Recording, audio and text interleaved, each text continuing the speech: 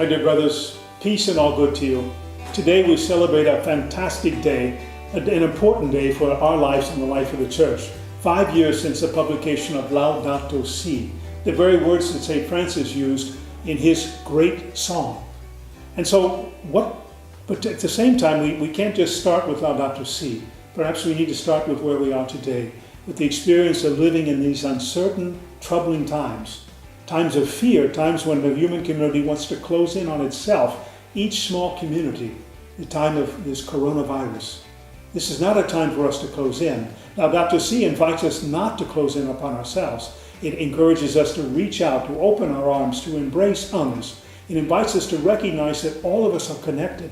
The cry of the poor is our cry. The cry of the planet is our cry.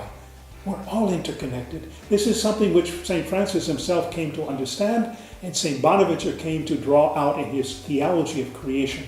And so, brothers, as we celebrate this great event of 5 years, let us open our hearts and minds to a revolution.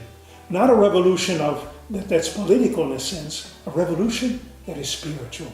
A conversion of mind and heart that will draw us ever closer to the reality of life, that our poor brothers and sisters, the excluded, are living, and that will draw us to the suffering of creation, of the environment, the creation which is also called to offer its praise to God, as the psalmists tell us.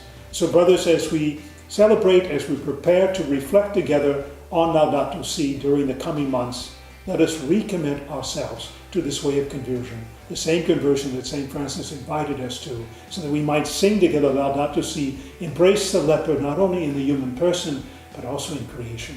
May God bless all of you, and may all of us enter into this new revolutionary idea of conversion.